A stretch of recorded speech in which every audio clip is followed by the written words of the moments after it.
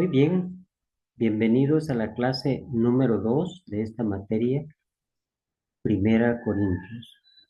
Vamos a continuar el análisis, el comentario que traemos acerca de este libro maravilloso, como lo es según Primera Corintios. En esta segunda clase vamos a ir avanzando. Eh, nos hemos introducido en la primera clase. Hemos presentado un panorama acerca de la condición de, de cómo se encontraba la iglesia. Nos introducimos también viendo los primeros 9 versículos del capítulo 1. Vamos entonces a continuación a avanzar en ese estudio. Vamos entonces en este momento a compartir pantalla para poder presentar así las notas y así que usted pueda ir viendo también eh, las notas acerca de lo que vamos a ir estudiando. Recuerde que estamos compartiendo esta enseñanza, ¿verdad? Para que juntos vayamos comprendiendo, vayamos aprendiendo más acerca de esta materia. Vamos a ver, permítame un momento. Vamos a tratar de...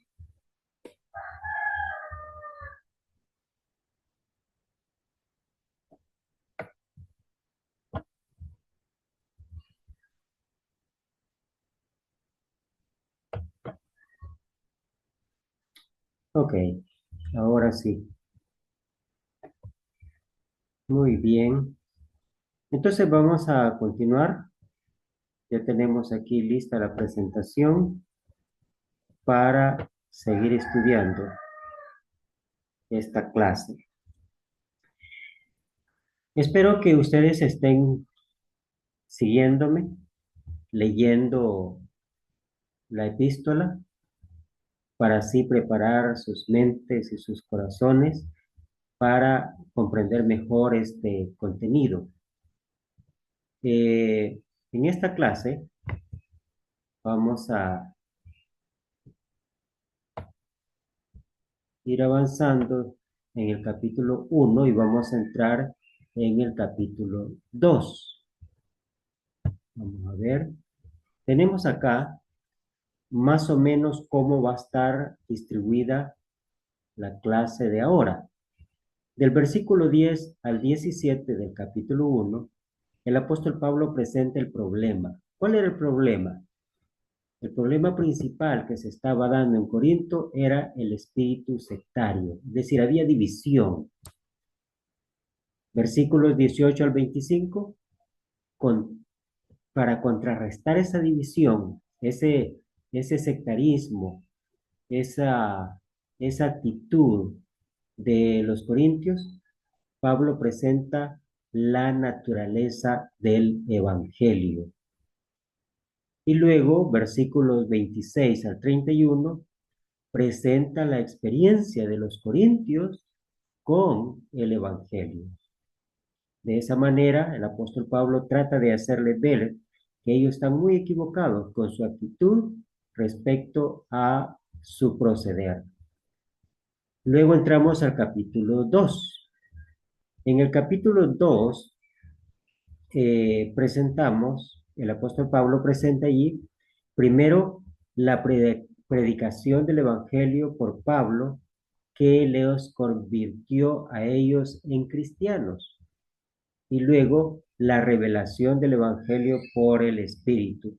El propósito de presentar este punto es para que ellos pudieran entender que su actitud respecto del Evangelio en la iglesia no era la mejor. Pero bueno, entremos en materia. Primero, el apóstol Pablo presenta y refuta el espíritu sectario en Corinto. Se supone que para avanzar vamos a eh, ir omitiendo la lectura, pero en esta oportunidad me gustaría hacerlo para que lleváramos el hilo y así entender mejor. En lo sucesivo voy a pedir por favor que ustedes vayan adelantando la lectura de la epístola y así que a la hora de analizar los textos y presentar las ideas que contiene, entendamos de la mejor manera. Versículo 10 al 17 del capítulo 1 dice de la siguiente manera: Os ruego pues, hermanos, por el nombre de nuestro Señor Jesucristo, que habléis todos una misma cosa, y que no haya entre vosotros divisiones, sino que estéis perfectamente unidos en una misma mente y en un mismo parecer. Porque he sido informado acerca de vosotros, hermanos míos, por los de Cloé, que hay entre vosotros contiendas. Quiero decir que cada uno de vosotros dice, yo soy de Pablo, y yo soy de Apolos, y yo soy de Cefas, y yo de Cristo. ¿Acaso está dividido Cristo? ¿Fue crucificado Pablo por vosotros? ¿O fuisteis bautizados en el nombre de Pablo? Doy gracias a Dios de que a ninguno de vosotros he bautizado, sino a Crispo y a Gayo, para que ninguno diga que fuisteis bautizados en mi nombre. También bauticé a la familia de Estefanas. De los demás no sé si he bautizado algún otro. Pues no me envió Cristo a bautizar, sino a predicar el Evangelio, no con sabiduría de palabra, para que no se haga vana la cruz de Cristo. Muy bien, vamos entonces a ver algunas ideas que contienen esta porción. El ruego de Pablo. Pablo se dirige a los hermanos, recordándoles de su relación íntima de familia de Dios. Se basa en la autoridad de Jesucristo, por el nombre de nuestro Señor Jesucristo, dice. No está suplicándoles un favor, sino más bien exhortando con la autoridad divina. Os ruego, señala la urgencia de atender este mandamiento. ¿Cuál mandamiento? Que habléis todos una misma cosa. A manera de aplicación, hermanos, quizá este mismo ruego es necesario en muchas congregaciones hoy en día. Hay muchas personas que tienden adoptar una actitud como la que adoptaron los corintios, de mostrar favoritismo con algún predicador o preferir a uno más que al otro. Ese era el problema de los corintios y eso es lo que está eh, haciendo Pablo, señalándoles que eso no está bien. Más bien os exhorta a que hablemos una misma cosa. Hay una doctrina que todos podemos conocer, a la cual todos debemos obedecer y en la cual todos debemos estar unidos. Una base principal para evitar la división es lo que hablamos, la enseñanza o doctrina del Señor, especialmente el Evangelio. La unidad doctrinal, hermanos, es posible y es a la vez obligatoria. No voy a insistir en que todos se adapten a mi mente, pero tampoco nos vamos a adaptar a la mente de otro hermano, ni estar de acuerdo en que cada uno tenga sus propias ideas, sino más bien que tengamos una misma mente, una misma mentalidad. Se busca tener la mente de Cristo. Que no haya entre vosotros divisiones, dice Pablo. La división religiosa es un pecado. No está de acuerdo con la oración de Cristo en Juan capítulo 17. Usted puede leer los versículos cuando Cristo oró a su Padre Celestial que todos sean uno. Esa división religiosa no cumple el propósito tampoco del sacrificio de Cristo. Es obra de la carne, no es obra del Espíritu, sino del diablo. La palabra divisiones hace referencia a lo que son cismas, es decir, que divide completamente una unidad en partes. No debemos romper, hermanos, la unidad del cuerpo de Cristo. Cuando surgen estos problemas, la tarea primordial es resolverlos lo más pronto posible. Que estéis perfectamente unidos, dijo Pablo. Somos como piezas de un rompecabezas que debe estar en su propio lugar para completar el cuadro. Cada miembro es diferente, pero siempre debe esforzarse, no para aislarse, sino para completar lo que falta para la armonía y unidad del cuerpo. No soy el cuadro entero, pero lo puedo destruir si no cumplo con humildad mi propósito personal en el plan divino por sujetarme a la voluntad de Cristo como cabeza. Así que esto nos habla de una responsabilidad suya y mía de cuidar algo maravilloso que Dios nos ha dado, la unidad en Cristo en su iglesia. Dice Pablo que todos tengamos una misma mente. Mis pensamientos y actitudes internas, o sea, el entendimiento debe ser unánime. Debe ser la mente de Cristo la que nos llena a todos.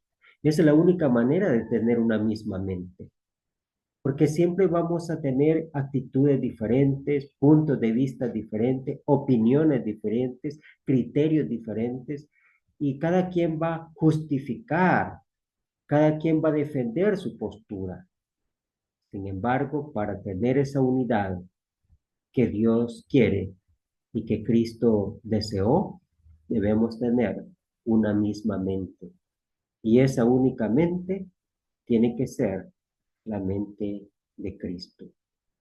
Este requisito hace resaltar la importancia de la instrucción de la palabra de Dios, tanto el estudio personal de uno como también la enseñanza de la palabra por los siervos de la iglesia que la instruyen.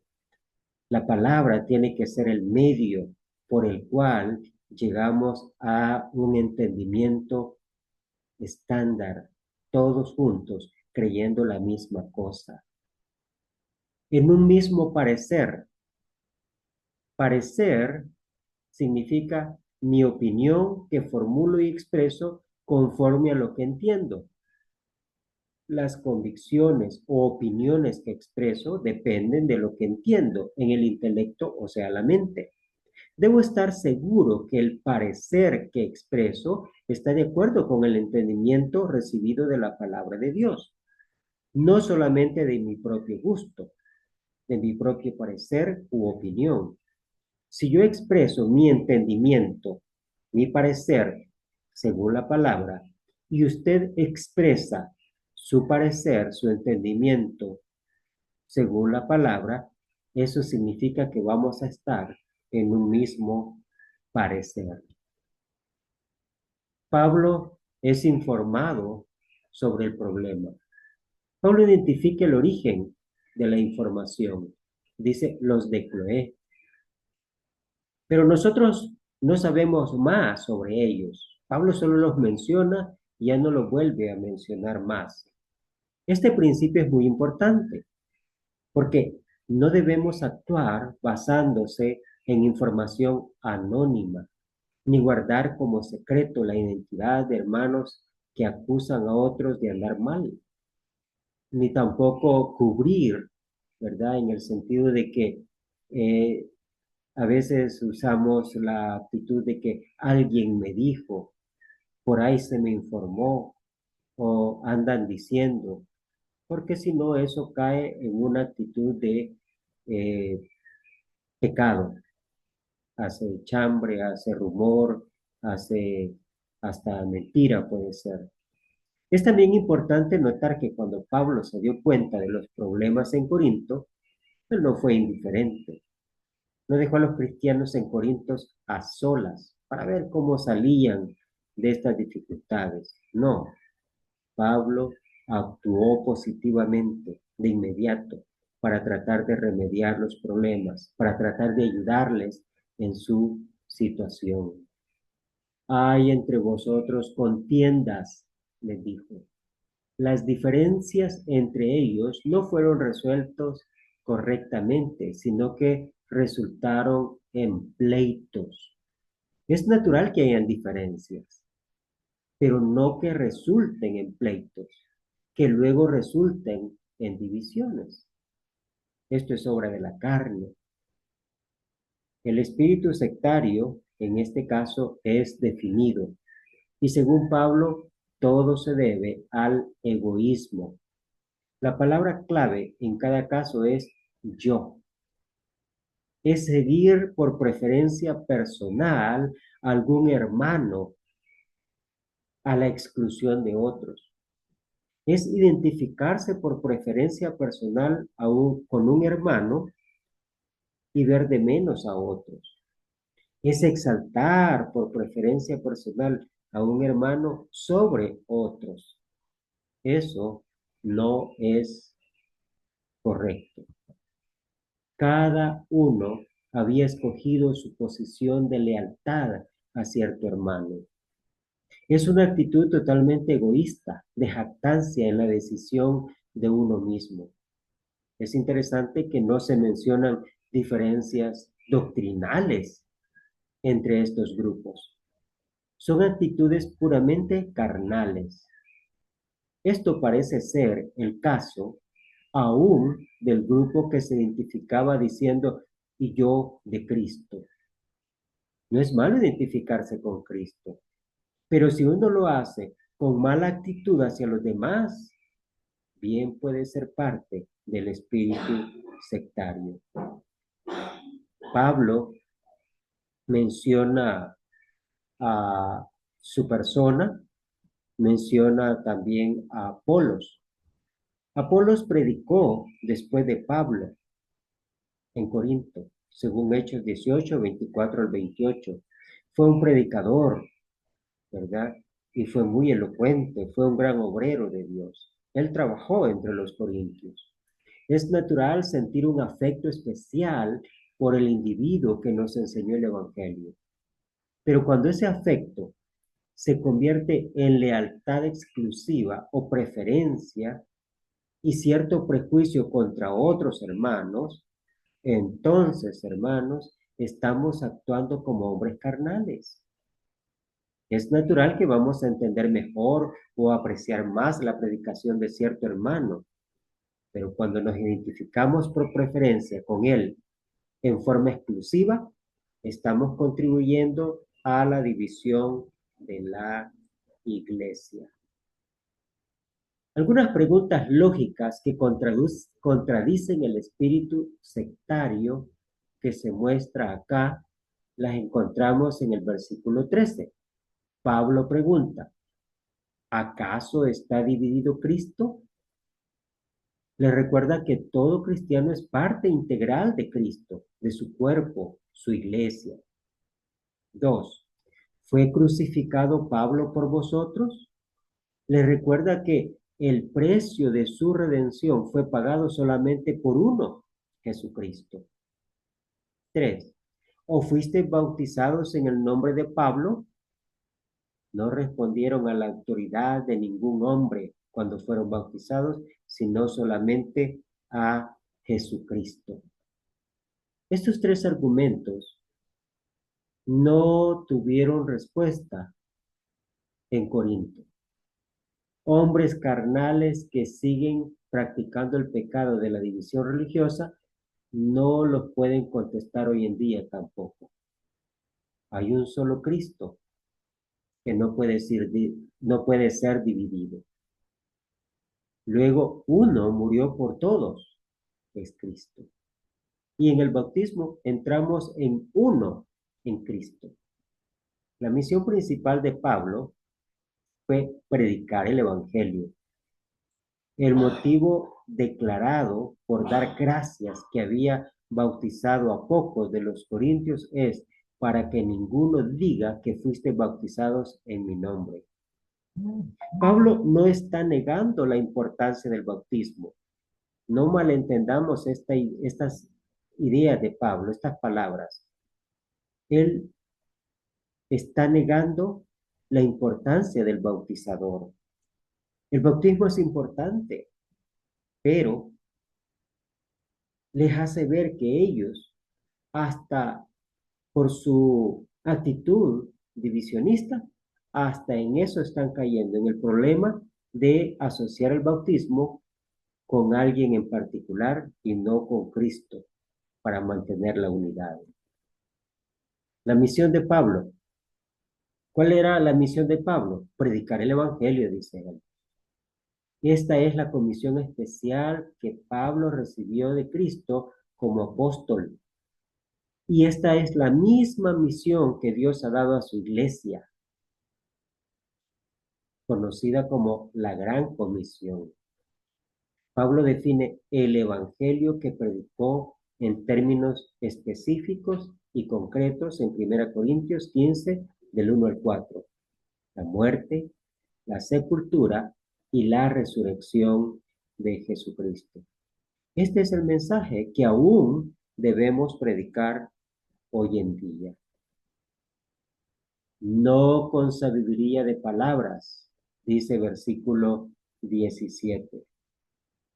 En cuanto a contenido, Pablo no predicó lo que los corintios y el mundo general consideraban sabiduría, sino la locura del mensaje de la cruz, o sea, el evangelio. En cuanto a su presentación, Pablo no predicó con un estilo retórico impresionante, según el criterio de los corintios y el mundo en general, sino con demostración del Espíritu y de poder. Capítulo 2, versículo 4. El motivo por qué Dios escoge a Pablo y anuncia este mensaje y de esta manera es para que no se haga vana la cruz de Cristo. La cruz tiene que ser el tema y el evento principal en nuestra predicación al mundo. De otra manera no es el Evangelio y el sacrificio de Cristo. No podrá cumplir su propósito poderoso en el plan de Dios. Cuando cambiamos el mensaje sencillo de la cruz, limitamos u obstaculizamos la obra de Dios en el corazón del oyente. Cuando cambiamos así el mensaje de la cruz, se hace vana. De esta manera se destruye el valor del único evento y del único mensaje que tiene poder para salvar al hombre. No es que el mensaje de la cruz no sea sabio, sino que el hombre natural no entiende su sabiduría y lo considera locura, según el versículo 18. Porque la palabra de la cruz es locura a los que se pierden, pero los que se salvan, esto es, a nosotros, es poder de Dios. Entonces el mensaje del 1:18 al 2, capítulo 2, versículo 5, es la palabra de la cruz. Dice estos versículos: porque la palabra de la cruz es locura para los que se pierden, a los que se pierden, pero los que se salvan, esto es a nosotros, es poder de Dios. Pues está escrito: destruiré la sabiduría de los sabios y desecharé el entendimiento de los entendidos. ¿Dónde está el sabio? ¿Dónde está el escriba? ¿Dónde está el disputador de este siglo? ¿No ha enloquecido Dios la sabiduría del mundo?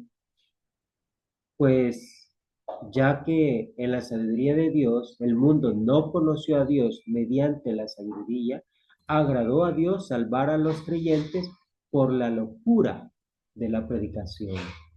Porque los judíos piden señales,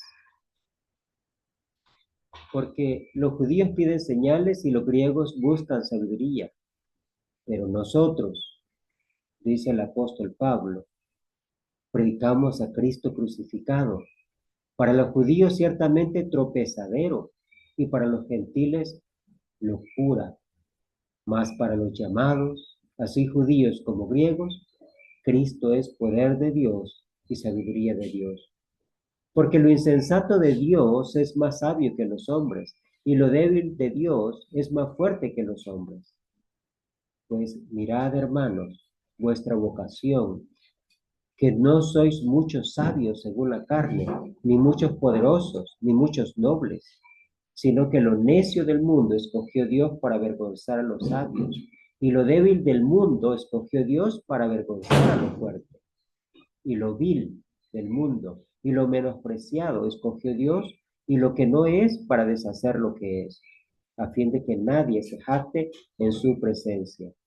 Mas por él estáis vosotros en Cristo Jesús, el cual nos ha sido hecho por Dios sabiduría, justificación, santificación y redención, para que, como está escrito, el que se gloría, gloríese en el Señor.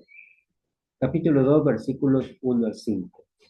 Así que, hermanos, cuando fui a vosotros para anunciaros el testimonio de Dios, no fui con excelencia de palabras o de sabiduría, pues me propuse no saber entre vosotros cosa alguna, sino a Jesucristo y a este crucificado. Y estuve entre vosotros con debilidad y mucho temor y temblor, y ni mi palabra ni mi predicación fue con palabras persuasivas de humana sabiduría, sino con demostración del Espíritu y de poder, para que vuestra fe no esté fundada en la sabiduría de los hombres, sino en el poder de Dios. Este es el mensaje, este mensaje es el Evangelio de Cristo. Es el mensaje que declara que hay salvación por medio de la muerte del Hijo de Dios en la cruz por nuestros pecados. Por supuesto, este mensaje incluye también la resurrección de Jesucristo, pero el enfoque del mensaje es el Cordero de Dios inmolado para quitar el pecado del mundo. Este es el mensaje que es poder de Dios para salvación, según las palabras de Pablo en Romanos capítulo 1, versículo 16. Pablo dijo, este mensaje es locura a los que se pierden. Si alguien concluye que el Evangelio no tiene valor, no es porque el mensaje necesita cambiarse o mejorarse, sino que estas personas están en el camino a la perdición. El Evangelio no tiene poder en las vidas de los que lo consideran locura. Uno que lo estima locura no tiene esperanza de ser salvo. Pero a los que se salvan, este mensaje es poder de Dios. Versículo 18. Las palabras del Evangelio no nos salvan.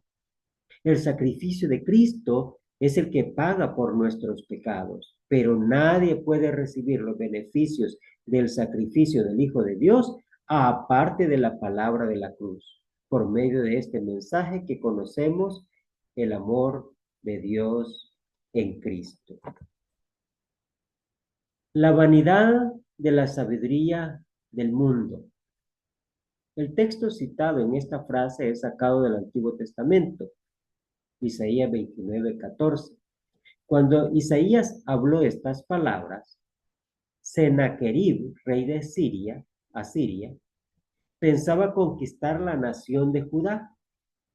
El rey Salmanasar, rey asirio, ya había destruido Samaria, y ahora Sennacherib, asirio, amenazaba con destruir y llevar cautivo de igual manera a Judá, el reino del sur. Para evitar la destrucción, el rey Ezequías, judío, aceptó pagar el tributo impuesto por los asirios. Después cambió de parecer y decidió rebelarse contra Asiria. Los consejeros de Ezequías proponían planes para evitar la destrucción a mano de los asirios, aparentemente incluyendo un pacto con los egipcios. Pero el mensaje que Dios envía por medio de Isaías es que no podían salvarse de esta manera. La salvación vendría no por la supuesta sabiduría de los hombres, sino por el poder de Jehová exclusivamente. Después que el rey se humilló sinceramente delante de Dios, el ángel de Jehová salió y mató a 185,000 asirios.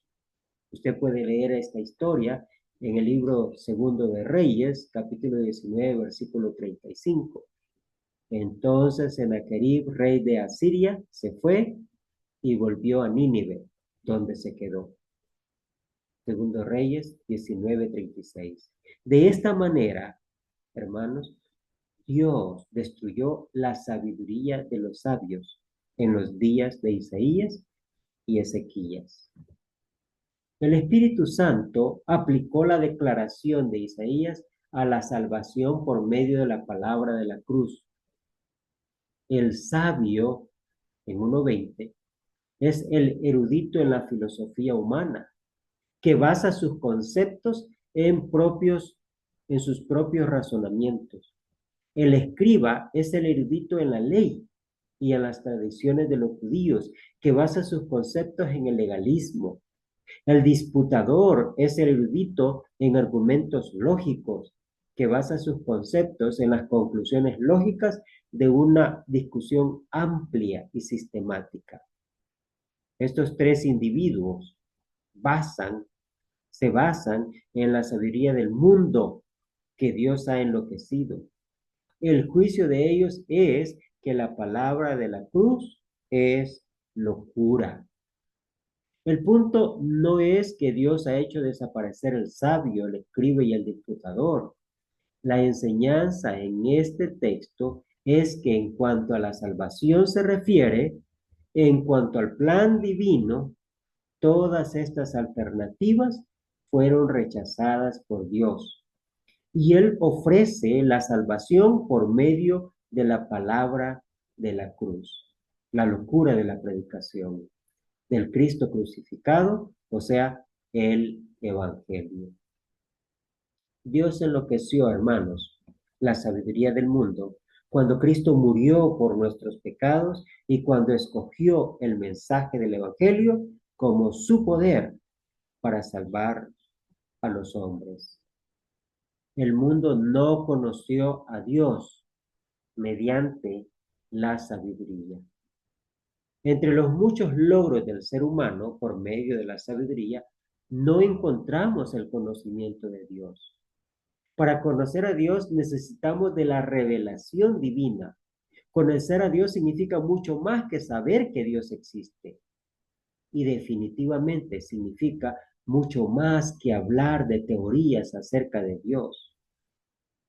Conocer a Dios incluye tener una relación personal con Él. En el resto de este versículo se nos aclara que conocer a Dios incluye creer en Dios y recibir la salvación de Dios. En 22 y 23 encontramos que los que se pierden están divididos en dos grupos, judíos y griegos. Ellos representan dos conceptos fundamentales de cómo Dios debe actuar. Por supuesto, en ambos casos se trata de no confiar en Dios ni en la revelación de Dios, lo que significa falta de fe. Los judíos piden señales, versículo 22. Estaban seguros que Dios iba a actuar de la misma manera que actuó allá en el pasado, en el Éxodo, para lograr la rendición de su pueblo. Los griegos buscan sabiduría, versículos 22 y 23. Querían un mensaje filosófico o filosofía que sería razonable según su propio entendimiento humano. Para ellos el mensaje del Cristo crucificado, eso no cuadraba con su sabiduría y por lo tanto era locura. Pero nosotros, dice Pablo, predicamos a Cristo crucificado, versículo 23, en contraste con lo que el hombre natural, judío y griego, desea ver o escuchar.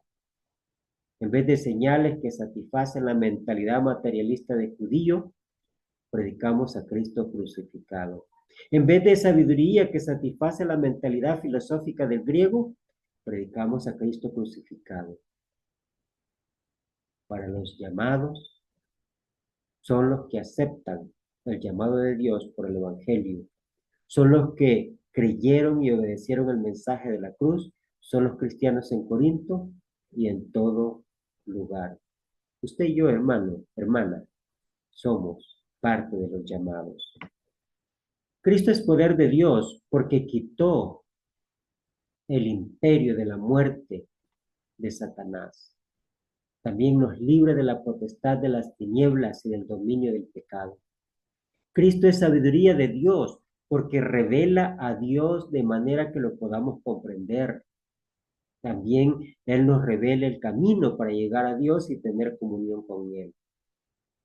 La superioridad de la locura de Dios.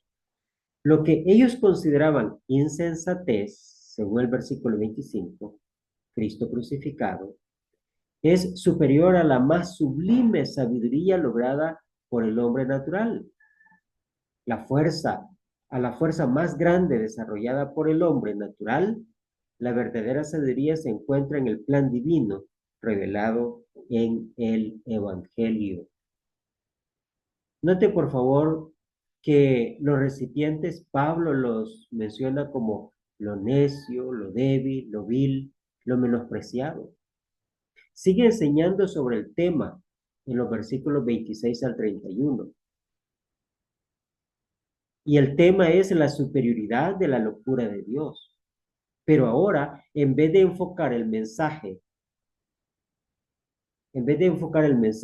da énfasis a aquellos que recibieron este mensaje. Los cristianos en Corinto, juzgados por el criterio del hombre natural, eran lo necio, lo débil, lo vil y lo menospreciado de este mundo. La iglesia de Corinto, hermanos, estaba compuesta principalmente de gente común. Ataca la tendencia que ellos ahora estaban manifestando de jactarse. Esta realidad les debería haber hecho reconocer el error que estaban cometiendo al exaltar a cierto hombre y discriminar a otro. No nos debe sorprender cuando la mayoría de las personas que se convierten no son de los ricos, ni de los hombres que tienen poder político, ni de los líderes literarios e intelectuales de una nación. Esto no debe ser pretexto, hermanos, para no hacer todo esfuerzo por anunciar las buenas nuevas a todos los sectores socioeconómicos de un país. Pero al mismo tiempo, no debemos suponer que estamos fallando de alguna manera en la obra de Dios cuando la mayoría de los sabios y fuertes de este mundo no aceptan el sencillo mensaje del Cristo crucificado. Dios decidió salvar al hombre de esta manera, a fin de que nadie se jacte en su presencia.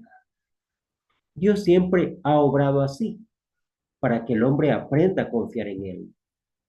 La fe en Dios, la confianza en Dios y la dependencia total en Dios es algo que el hombre necesita. No es que Dios necesite que confiemos en Él, sino que Él sabe que nosotros necesitamos confiar en Él. Y para ayudarnos, diseñó el sistema perfecto para nuestra salvación. El mensaje perfecto para hombres sinceros que reciben el llamado de Dios en la predicación de Cristo crucificado. De esta manera, hace imposible que el hombre se jacte en su presencia. Al escoger hombres que el mundo considera faltos de sabiduría humana, Dios logró avergonzar a los sabios. Al escoger hombres que el mundo considera débiles, Dios logró avergonzar a lo fuerte. La lección más importante y difícil para el ser humano es confiar en el Señor completamente y gloriarse solamente en Él. Qué interesante, hermanos, que nosotros pudiéramos entender estas cosas y aplicarlas en nuestra propia vida.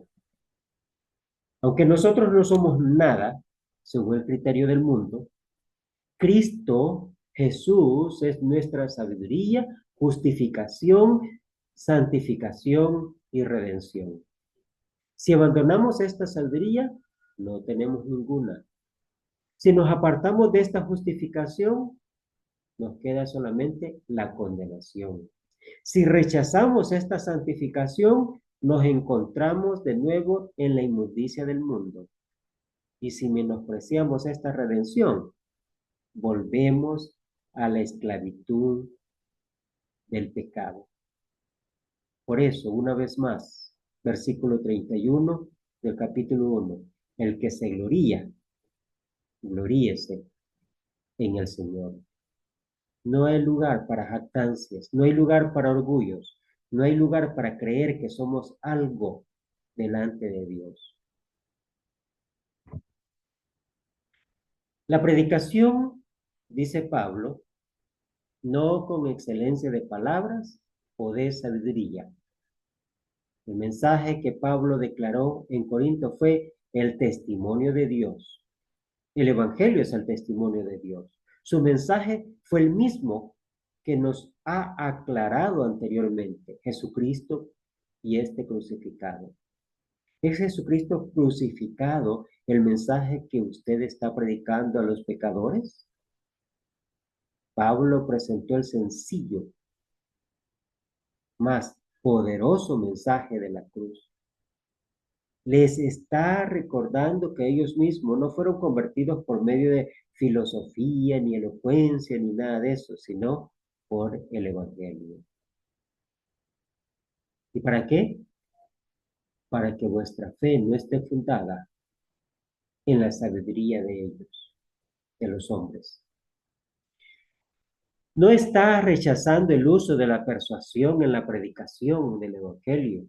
No está condenando el uso de argumentos lógicos y el razonamiento para presentar el Evangelio. No. Lo que condena y rechaza en forma tajante es la confianza en el hombre natural. El predicador no debe confiar en su capacidad intelectual ni en su habilidad como orador. Desde el punto de vista del predicador, él no debe confiar en sí mismo, sino en el Espíritu y el poder de Dios. Desde el punto de vista del oyente, él no debe confiar en el predicador, sino en el Espíritu y el poder de Dios. Vea el resumen del argumento presentado en estos versículos, del 1 al 18 hasta el 2, 5. El mensaje de Cristo crucificado no permite que exaltemos la sabiduría del hombre, porque es todo lo contrario de la sabiduría humana. Los recipientes de este mensaje no son personas de poder, de influencia, de riqueza, fama ni importancia. Son personas que solamente pueden gloriarse en Cristo Jesús. Y la predicación no permite que exaltemos al predicador, porque no se trata de un mensaje que requiere de argumentos filosóficos ni grandes oradores o expositores. Es un mensaje tan poderoso que tiene resultados positivos a pesar de las debilidades del mensajero. Ahora vamos a ver la revelación de la sabiduría de Dios. Esto lo aborda Pablo en los versículos 6 al 16 del capítulo 2. Rápidamente doy lectura a esa porción. Sin embargo, dice el apóstol Pablo, hablamos sabiduría entre los que han alcanzado madurez, y sabiduría no de este siglo, ni de los príncipes de este siglo que perecen, mas hablamos sabiduría de Dios en misterio, la sabiduría oculta, la cual Dios predestinó antes de los siglos para nuestra gloria, la que ninguno de los príncipes de este siglo conoció, porque si lo hubieran conocido, nunca habrían crucificado al Señor de gloria.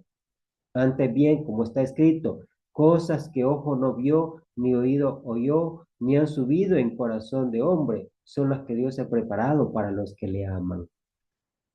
Pero Dios nos las reveló a nosotros por el Espíritu, porque el Espíritu todo lo escudriña, aún lo profundo de Dios. Porque ¿quién de los hombres sabe las cosas del hombre, sino el Espíritu del hombre que está en él? Así tampoco nadie conoció las cosas de Dios, sino el Espíritu de Dios.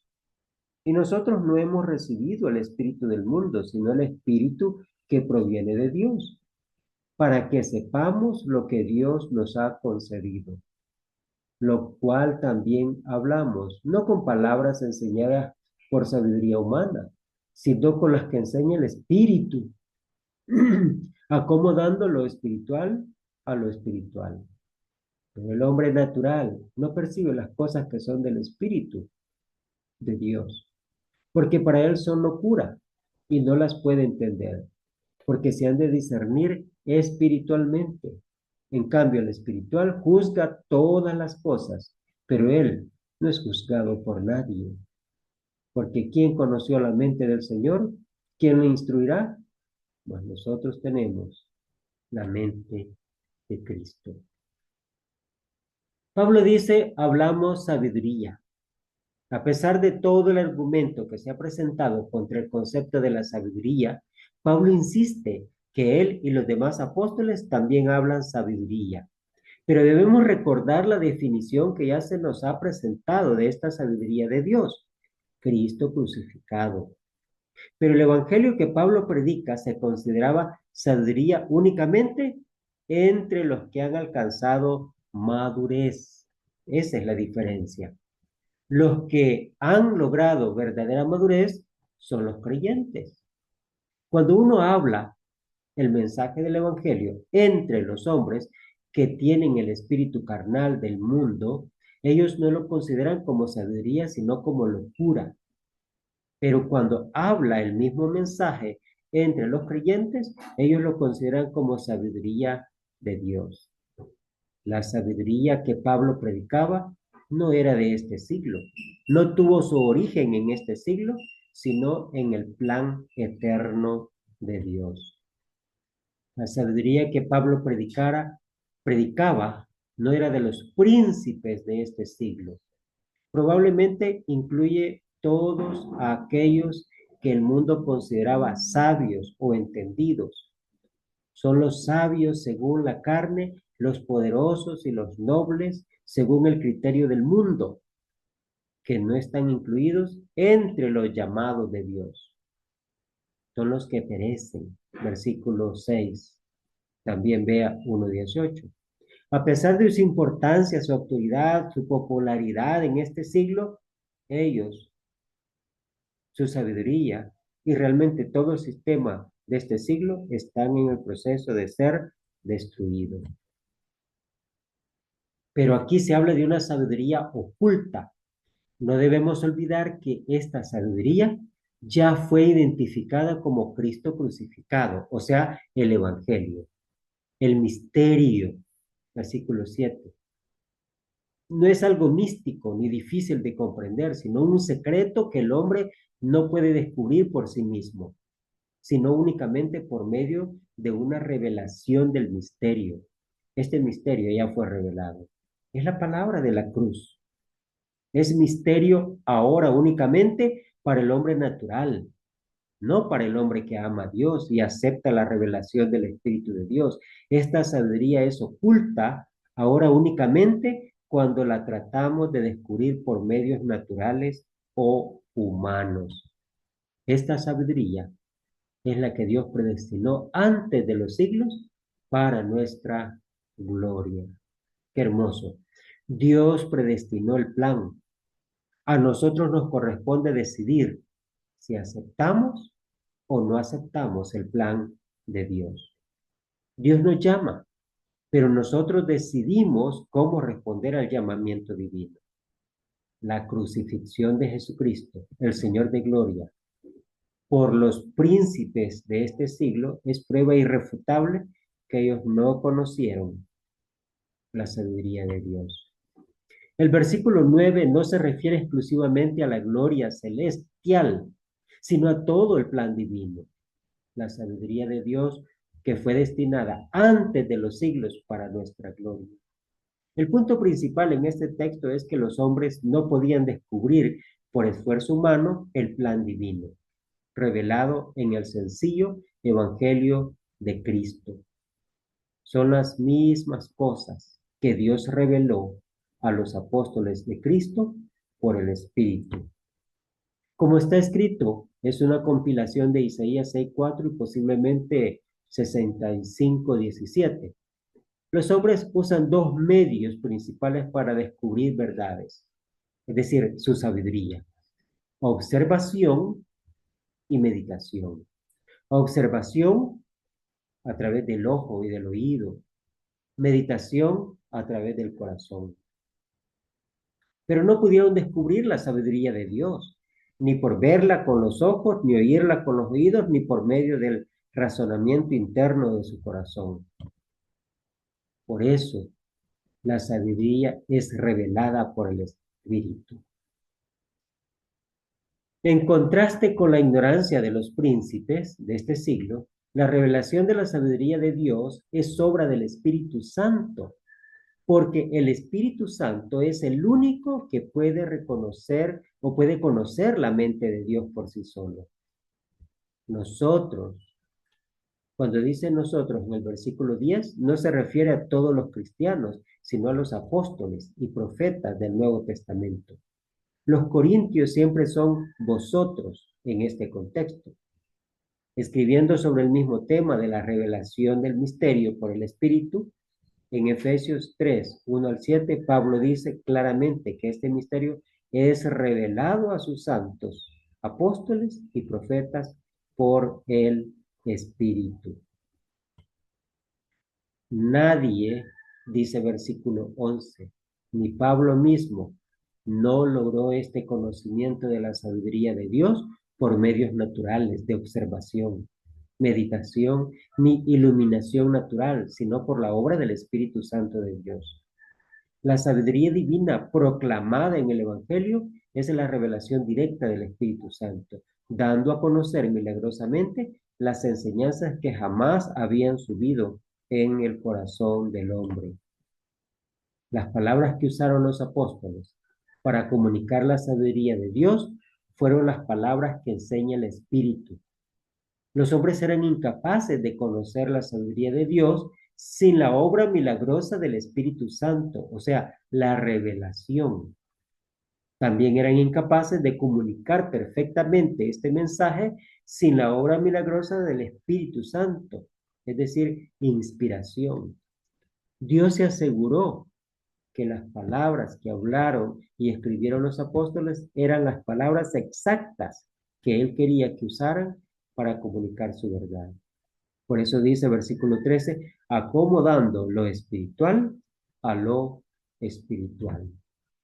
El hombre natural no acepta la enseñanza espiritual de la sabiduría de Dios. Y la razón, pues las considera locura. El hombre natural no comprende las enseñanzas espirituales de la sabiduría de Dios. Versículo 14. Y la razón, porque se han de discernir espiritualmente.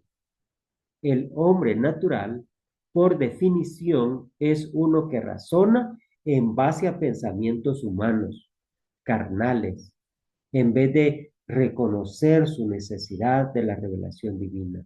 Para conocer la sabiduría humana, no las puede entender. El hombre espiritual es uno que basa sus pensamientos y su vida en la revelación del Espíritu Santo, en vez de sus propios razonamientos o los de otro hombre. En contraste con el hombre natural, el hombre espiritual acepta la revelación de la sabiduría divina por el Espíritu. El hombre espiritual, versículo 15, juzga todas las cosas. Juzga en el sentido de reconocer su valor y su veracidad o falta de estas cualidades. Es de la misma palabra que discernir en 2:14. Todas las cosas, tanto espirituales como también las naturales. El hombre espiritual no es juzgado por nadie.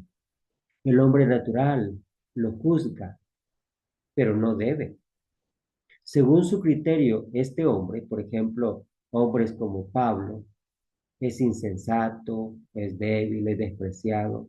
Pero en realidad este texto insiste que el hombre natural no tiene base adecuada para juzgar a los siervos de Dios. La única base para juzgar al hombre hoy es el Evangelio, pero el hombre natural rechaza el Evangelio completamente como locura. Pablo insiste que el único juez que él reconoce es el Señor Jesucristo. Nosotros los apóstoles, dice Pablo, tenemos la mente de Cristo. Por tanto, nadie nos puede juzgar. ¿Quién le instruirá? Porque ningún hombre tiene el conocimiento de Dios, el conocimiento que Dios tiene. Aunque nosotros en 2:16 se refiere a los hombres inspirados por el Espíritu Santo, nosotros hoy en día también tenemos la misma mente del Señor en las escrituras inspiradas, escritas por estos mismos hombres, por la revelación y bajo la inspiración del Espíritu Santo. De esta manera, hermanos, podemos dar una explicación directa de esto, que parece ser la declaración en 2:16, porque es obvio que nadie conoció la mente del Señor por su propio esfuerzo, independientemente de la revelación que él da. No obstante, nosotros los apóstoles, dice Pablo, tenemos la mente de Cristo. Por tanto, nadie nos puede juzgar. ¿Quién le instruirá? Porque ningún hombre tiene el conocimiento que Dios tiene. De esta manera, eh, hemos abarcado hasta el capítulo 2 para comenzar el capítulo 3 en la siguiente clase. Muchas gracias por su atención y allí revise el documento donde aparecen las preguntas a manera de tarea. Así que esta ha sido la clase en la cual vamos a tener esta enseñanza y preparémonos. Voy a suplicar que por favor lean capítulo 3 y capítulo 4 para la siguiente clase. Bien, vamos a detenernos aquí. Gracias nuevamente por su atención y nos vemos en la otra clase.